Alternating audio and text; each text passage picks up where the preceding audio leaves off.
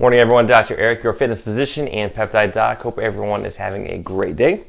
I'd like to answer a lot of questions, and one topic that I've been reading and hearing about is one of the things that I talk about is muscle, right? I mentioned that muscle is the biggest endocrine organ in the body. We're learning more and more about the importance of it, especially as we age. So guys and men and women, I'm speaking to you, but really all ages, but definitely those of us who are beyond the teen years, right? 35, 40, 50 plus. Unfortunately, inflammation and oxidative stress, all these things are wearing us down. So why do we get tired? Why do we get weak and frail and have cancer and obesity and diabetes? All these things are related. There's a whole other topic for another conversation, but one of those biggest things is muscle. Sarcopenia, or the loss of muscle mass as we age, is a huge problem because of those loss of myokines. The muscles, they dispose of, the great majority of glucose in the body, and they handle, they deal with amino acid disposal, glucose disposal, and of course they prevent us from falling.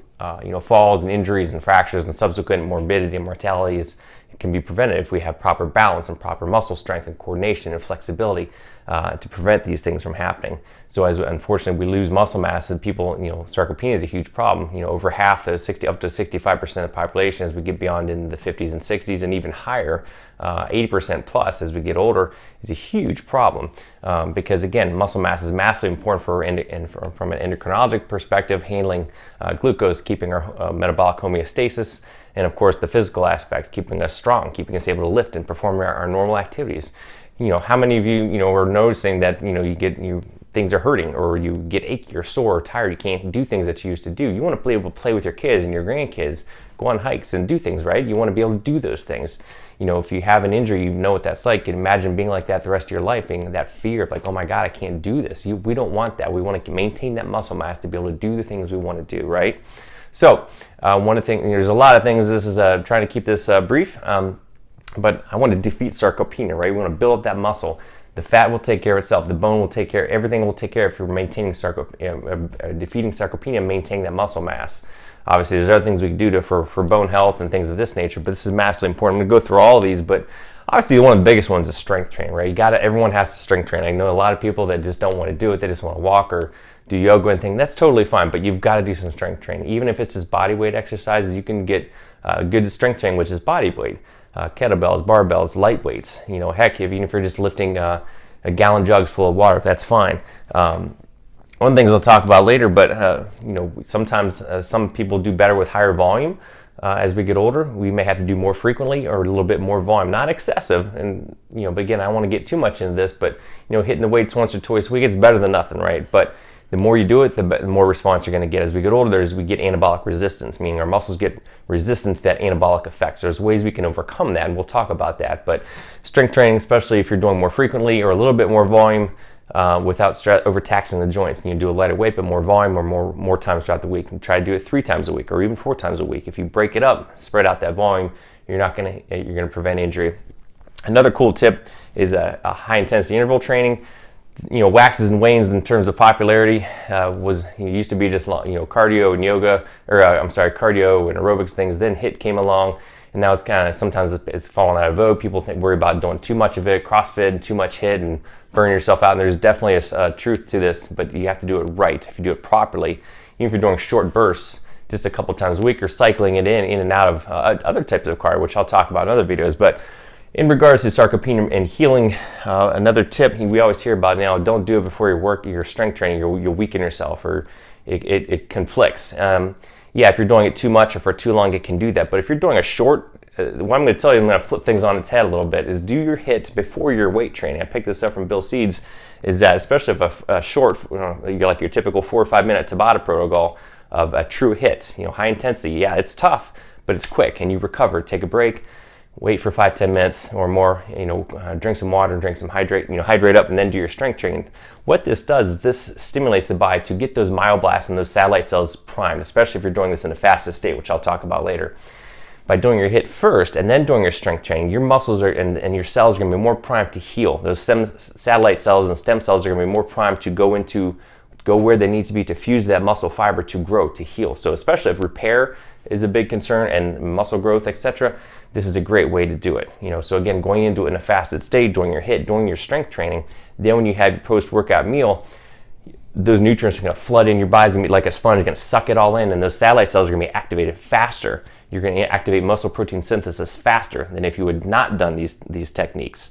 And that's what you want. You want to get that muscle activation, muscle protein synthesis, the healing, the repair. You want that to happen as quickly as possible, because then you're in the next road. You're recovering the next day, then you're doing it again 2 days later. So the quicker you do it, the quicker that cycle can begin. If you're delaying that for 12 hours or something or more, then you're delayed even further with recovery, and delayed by recovering for a day and then delaying things against you.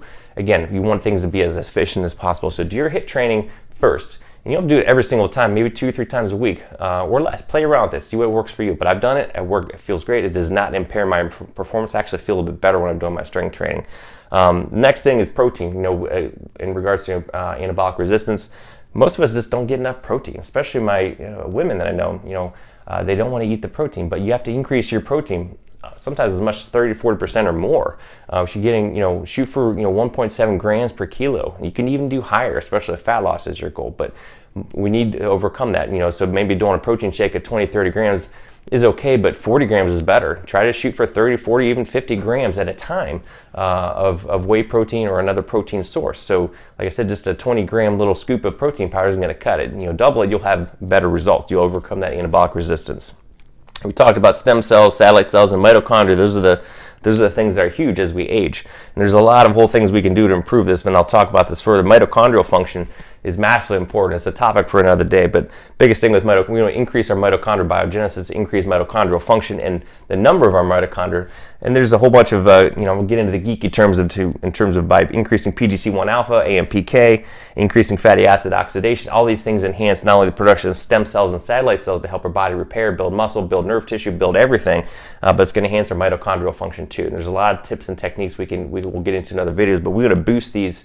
We're going to boost our mitochondria, boost our stem cell production, which is going to help with muscle building and healing our tissues. So things like fasting, strength training, high intensity interval training like we talked about, autophagy, which we can get into with different herbs and supplements, and again, fasting and exercise. Peptides are amazing for doing all these things. A lot of different things that we can do. So we talked about fasting briefly, but another thing I'm going to flip on its head, I like to mix things up, is people talk about fasted training. Some people love it, some people hate it. Obviously, if you like it, do it, but if you don't do it, or if you hate it, don't do it. But give it a try. But as we talked about earlier, if you're doing fasted training, you're going to do a lot of amazing things. You're going to turn on a cellular machinery to increase repair, and you're going to build muscle protein synthesis. It's going to activate a lot faster. You're going to start this processes right away. There's a lot of cool things that it can do. We talked about stem cells. It's going to turn on AMPK. Mechanical growth factors released during exercise. Those are going to create those satellite cells, which are basically muscle stem cells, and they're going to fuse that muscle fiber and start working faster.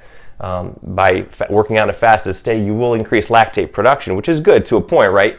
Lactate is actually an amazing fuel source. It's not the bad guy you think it is when people think of the burn from lactate. It's actually from hydrogen ions, those positive hydrogen molecules, not from the lactate itself. Lactate's actually a good thing, and actually stimulate those myoblasts and those satellite cells to proliferate and become differentiated so that they can fuse with the muscle fiber to heal and to grow later. So it's actually a stimulatory effect. So in moderation, that's a good thing. So a lot of people don't know about that. Same with hypoxic inducing factor. By working out in the fasted, say you're stimulating AMPK, you're releasing a molecule in your cell called hypoxic inducing factor, which then turns on other processes, which allows PGC1 alpha to go into the nucleus of the cell to turn on TFAM, or mitochondrial transcription factor, which increases your mitochondrial biogenesis.